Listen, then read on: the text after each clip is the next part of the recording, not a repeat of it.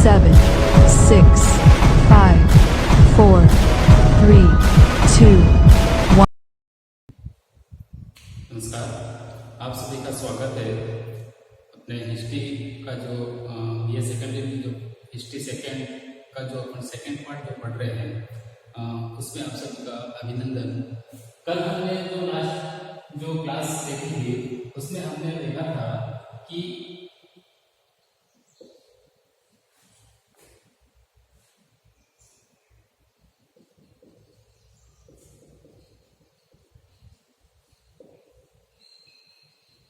जो भारत में जो किसान आंदोलन हुए थे उसमें प्रमुख कारण कौन कौन से थे, उसमें से बहुत सारे कारण हमने देख लिए थे, जैसे कि अंग्रेजों की भू राजस्व नीति या किसानों के प्रति उसकी एक अपनी नई नीति यहाँ पर प्रस्तुत की, वो नीति, या फिर हमने एक और पॉइंट देखा था कि कृषि पर जिस प्रकार से उद्योग धंधे नष्ट होने के बाद में किस प्रकार से लोगों का प्रभाव बढ़ा, तो ये भी अपन ने देखा था। उसके बाद में इसके अलावा हमने उन फसलों के बारे में पढ़ा था जो क्या हो, व्यापारिक फसल, व्यापारिक फसलों का अधिक से अधिक उपयोग, इसके बारे में भी हमने जो भारत के जो अलग अलग जो प्रांत थे उसके बारे में हमने अध्ययन कर लिया था। उसके बाद हमने देखा था कि खेतों का छोटे छोटे टुकड़ों में बंटना, ये भी एक बहुत बड़ा कारण था कि जमीन बिल्कुल कम हो गई और उसमें पैदावार इतनी नहीं हुई कि लोगों का भरण पेट उससे पूरा हो, और लोगों ने इसके खिलाफ फिर आवाज उठाना शुरू कर दिया, क्योंकि बंटवारा होने लग गया तो जमीन लोगों के पास में कम होती गई। इसके आगे का जो बातें हैं, जो पॉइंट्स हैं, उनके बारे में हम अध्ययन करेंगे।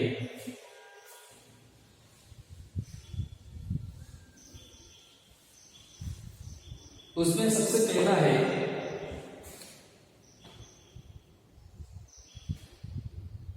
भूमि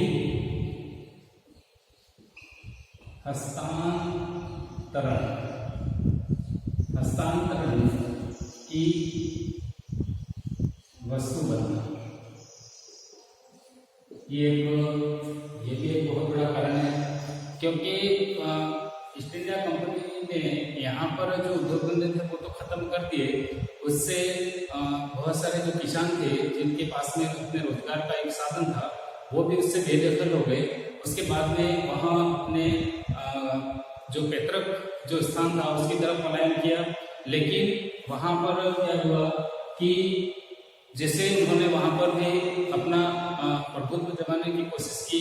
तो उनके जैसे जैसे संख्या बढ़ती गई और कृषि पर बोझ बढ़ता गया, उससे भी परेशानियां खड़ी हुई। उसके बाद में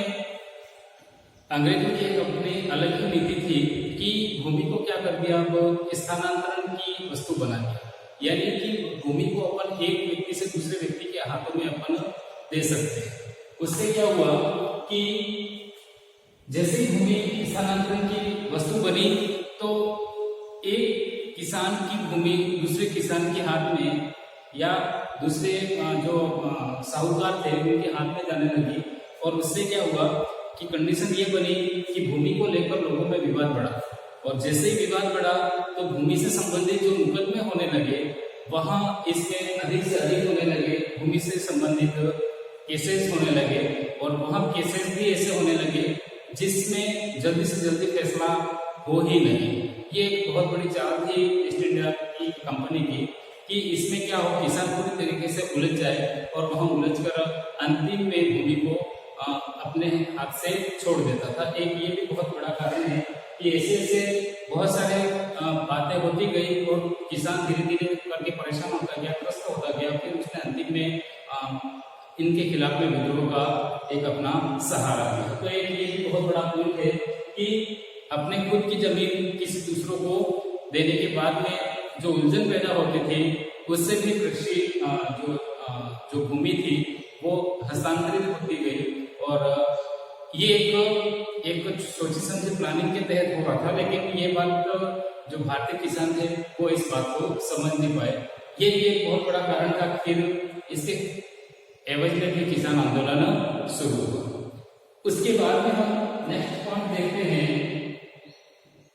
कि भूमि से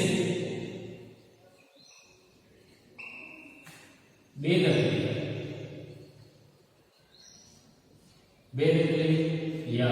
इसको हम अलग भी कह सकते हैं। जब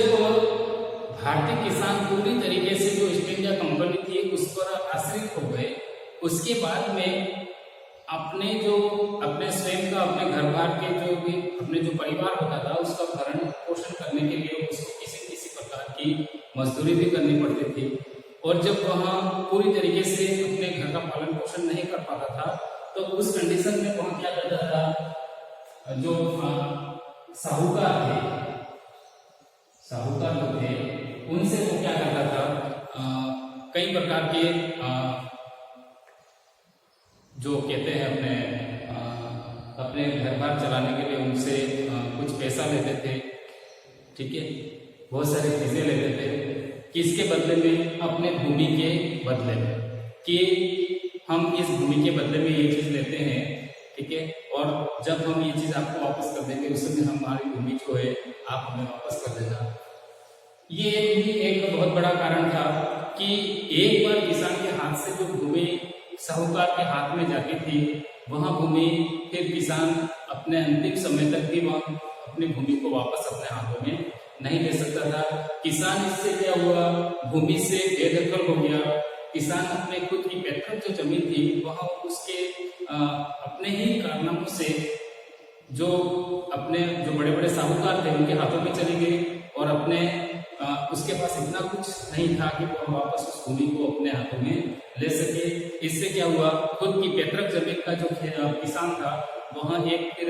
मजदूर के रूप में कार्य करने लगा, किसी और के पास में जाके मजदूर का कार्य करने लगा और अपने खुद की भूमि इन जो ऋण जो होते थे उनके खिलाफ में उसने अपनी भूमि को गंवा दी। तो फिर धीरे धीरे यूं करके ईस्ट इंडिया कंपनी के जो व्यक्ति थे उन्होंने कई सारे किसानों की जमीन ले ली और जमीन लेने के बाद में किसान बिल्कुल बेघर हो गए। तो फिर धीरे धीरे किसानों ने क्या किया कि खुद की जमीन के लिए फिर आवाज उठाना शुरू की। ये भी बहुत बड़ा कारण यहाँ पर माना जाता है। उसके बाद में हम देखते हैं कि भारतीय किसानों का ऋण ग्रस्त होना,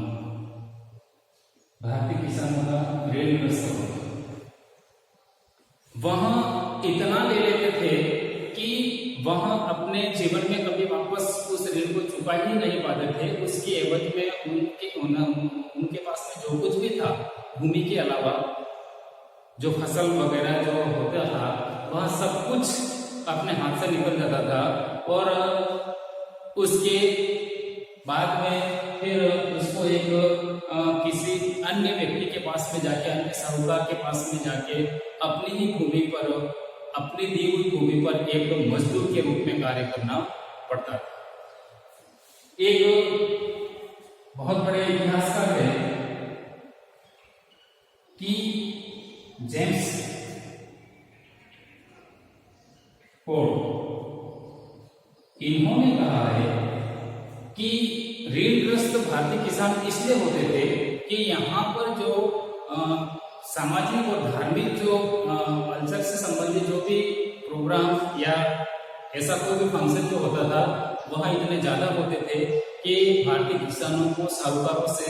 ऋण लेना ही पड़ता था। उनके ऋण के बिना वो उन सारे कार्यक्रमों को, सारे जो अपने घर में, अपने क्षेत्र में, अपने मोहल्ले में जो होते थे उनको वहां पूरी तरीके से निभा नहीं पाता था, इसलिए उनको ऋण लेना ही पड़ता था। और इनका ये कहना है कि भारतीय किसान इतना ऋण लेते थे और वो भी क्या करते थे, ऋण भी लेके क्या करते थे, उसका सही तरीके से उपयोग नहीं करके उसका फिजूल खर्ची कर देते थे। और जो ऋण लेते थे वहां जैसे शादियों में विभिन्न प्रकार की जो शादियां होती थी और अन्य जो सामाजिक जो कार्यक्रम होते थे,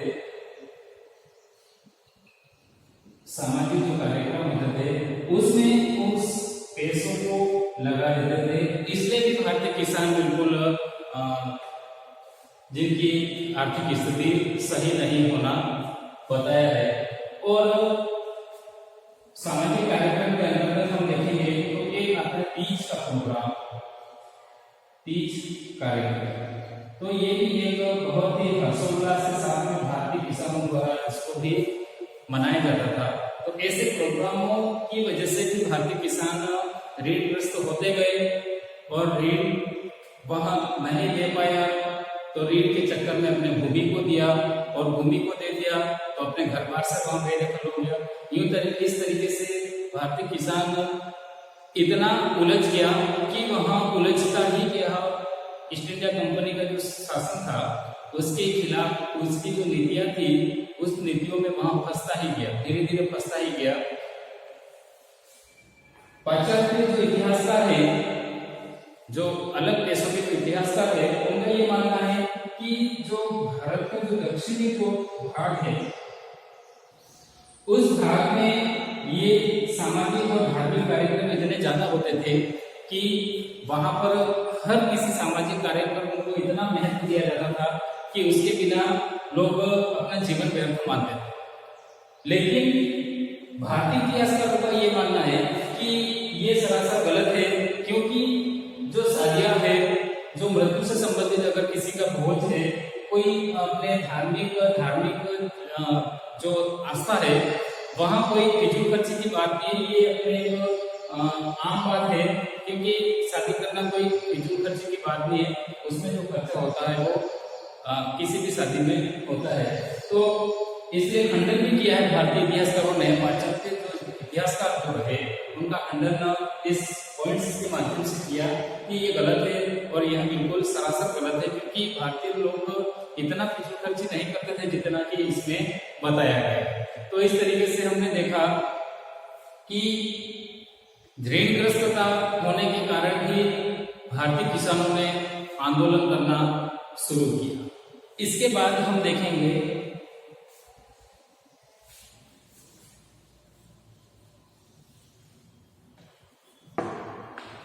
एक और पॉइंट देखते हैं,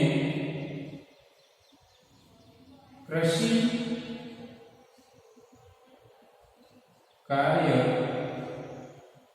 में ठहराव या रुकना, ये भी एक बहुत बड़ा कारण माना जाता है। उस समय ये माना जाता है कि भारतीय जो कृषि भूमि थी, जो कृषि करने लायक जो भूमि थी भारतीय, वो लगभग 70% ऐसी भूमि थी जिस पर भारतीय महाद्वीप में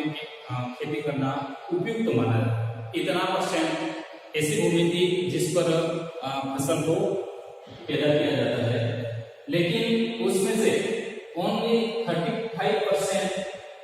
जो भूमि थी उस पर उस समय खेती की जाती थी। बाकी जो भूमि थी वहां व्यर्थ जाती थी, उस भूमि का कोई सदुपयोग नहीं होता था। और